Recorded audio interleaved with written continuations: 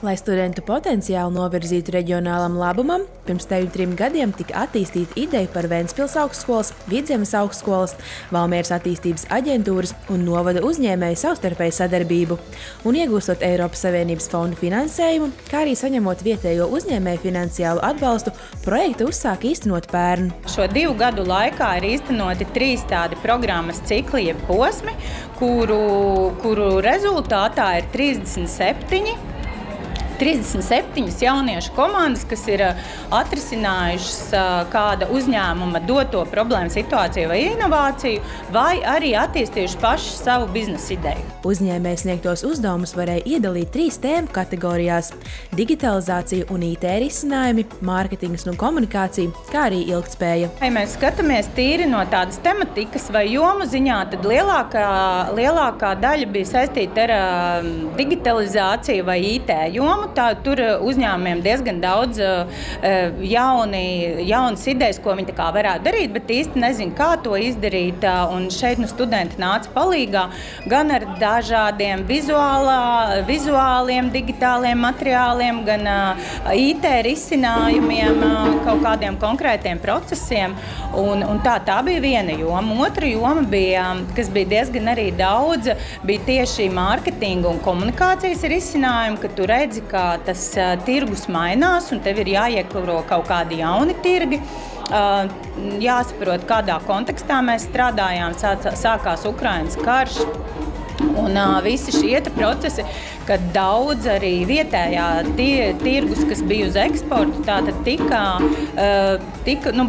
jāpārorientējās. Līdz ar to šie mārketinga, komunikācijas jauni kanāli, kā sasniegt klientus, kādus jaunus mārketinga trikus izmantot, bija otra tāda joma. Un trešā joma, es teiktu, ir tādi globālie procesi, kas ir zaļais kurs, ilgtspēja, kuru uzņēmumi ir dzirdējuši, jā, būs ārējais regulējums, mums tas būs jādara, bet kā tieši tas uz mums attieksies, ko tas mūsu ikdienā mainīs, tur arī augstskola varēja nākt palīgā. Piemēram, komanda BioSolution risināja SIAZO sniegto uzdevumu par bioloģisko atkritumu šķirošanu. Kā mēs ļoti labi zinām, ar nākošo gadu bioloģiskie atkritumi ir obligāti šķirošana visā Latvijā. Tā kā mēs strādājam pie komunikācijas materiāliem, kā iedzīvotājiem pastāstīt par bioloģisku atkritumu šķirošanu, kā veicināt šo šķirošanu, kas ir tās problēmas, ar ko mēs noteikti saskarsimies, un kā izstrādāt tieši šo komunikāciju dokumentu, lai šķirošana būtu daudz ērtāk, patīkamāk mums visiem.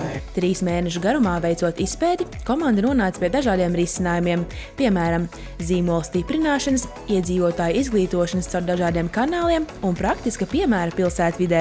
Nākošā gadā atverās pilnīgi jauna šūna, kur mēs visi metīsim savus atkritumus, un īstenībā dot iespēju cilvēkiem sekot līdzi, cik ātri šī šūna aizpildās.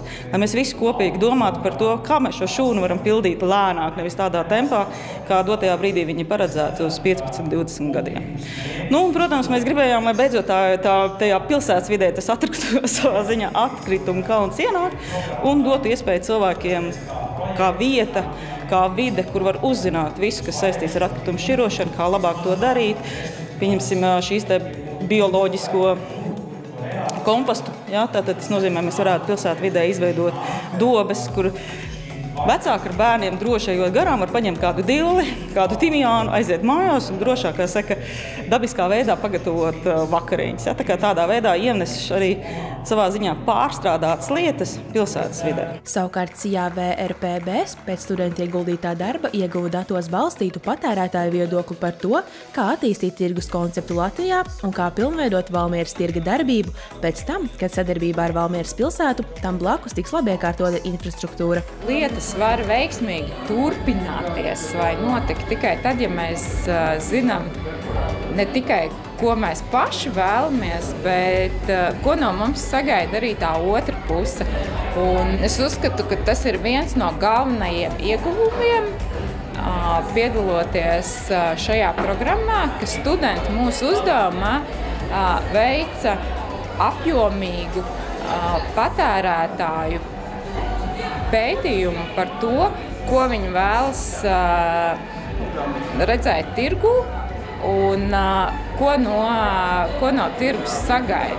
bet ieguvēji no dalības šajā projektā patiesībā ir visi. Mēs esam sapratuši, kā mēs varam veicināt inovāciju radīšanu Vidzemē. Mēs esam sapratuši, kā šo visu padarīt par daļu no mūsu ikdienas procesa.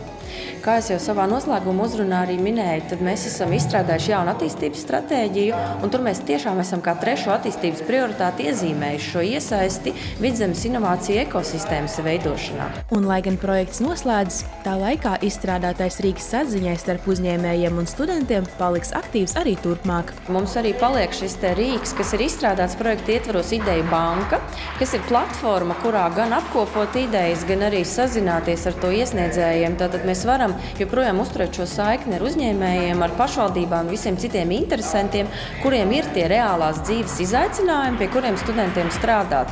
Tā kā šī Ideju banka arī ir tā vieta, kurā mēs gaidām arī šīs jaunās idejas tikt iesniegtas.